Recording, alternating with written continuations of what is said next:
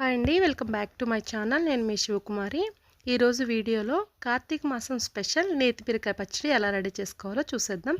చాలా సింపుల్గా చేసుకోవచ్చండి, చాలా టేస్టీగా కూడా ఉంటుంది. ఈ నేతి బీరకాయలు కార్తీక మాసంలో మాత్రమే దొరుకుతాయి. సో ఇప్పుడు ఎలాగో ప్రాసెస్ చూసేద్దాం. నేనైతే ఒక పావు కేజీ వరకు చిన్న నేతి బీరకాయలు తీసుకున్నాను. మీకు అవైలబుల్గా ఉంటే పెద్దవైనా తీసుకోండి. ఇవి కొంచెం ముదిరాయండి, ముదిరైతే ముదిరాట్లతో బాగుంటాయి, దేంతో అయినా బాగుంటుందండి.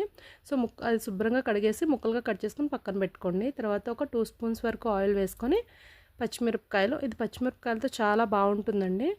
నిలవ ఉండాలి ఎక్కువ రోజులు అంటే కనుక ఎండుమిరపకాయలతో చేసుకోండి, లేదా ఇదే పచ్చడిని ఫ్రిడ్జ్లో అయినా పెట్టుకోవచ్చు.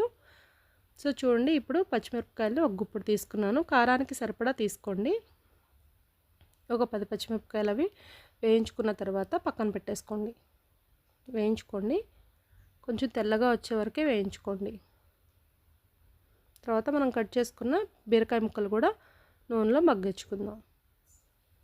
మనం ఎలాంటి వాటర్ పోయకుండానే మూత పెట్టేసుకుంటే మనకి వాటర్ ఫామ్ అయ్యి మెత్తగా ఉడికిపోతాయి. మూత పెట్టేసుకోండి. చూడండి, వాటర్ ఫామ్ అయ్యాయి కదా మనకి. ఈ స్టేజ్లో కొంచెం రుచికి సరిపడా చింతపండు వేసుకోండి, కారాన్ని అన్నిటిని బ్యాలెన్స్ చేయడానికి.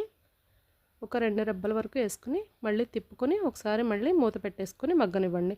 ముందే చింతపండు పెట్టేస్తే బీరకాయ ముక్క త్వరగా మగ్గదండి. సో ఒక హాఫ్ కుక్ అయిపోయిన తర్వాత, వాటర్ అయి ఫామ్ అయిన తర్వాత అప్పుడు చింతపండు పెట్టండి.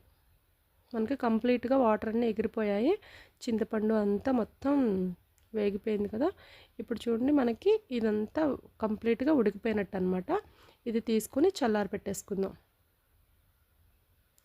తర్వాత ఒక మిక్సీ జార్ తీసుకొని చల్లారిపోయిన తర్వాత పచ్చిమిరపకాయలు, రుచికి సరిపడా ఉప్పు, వెల్లుల్లిపాయలు, జీలకర్ర. కార్తీక మాసంలో వెల్లుల్లిపాయలు తిన్న వాళ్ళు స్కిప్ చేయండి. రుచికి సరిపడా ఉప్పు వేసుకోండి. వెల్లుల్లిపాయ జీలకర్ర వేసుకున్న తర్వాత ముందు ఇది ఒక కోర్స్ వచ్చేలాగా తిప్పుకోండి. ఒక కోర్స్ ఇవ్వండి చాలు. కచ్చా పచ్చాగా తిప్పుకోండి. తర్వాత ఈ బీరకాయలు, ఉడకపెట్టుకున్న బీరకాయలు కూడా వేసేసుకొని గ్రైండ్ చేసేసుకోండి. అంతేనండి, చాలా సింపుల్గా రెడీ అయిపోయింది. చాలా టేస్టీగా ఉంటుందండి. కార్తీక మాసంలో తప్పకుండా తినాలి. మీరు కూడా ఒకసారి ట్రై చేయండి. Thank you for watching.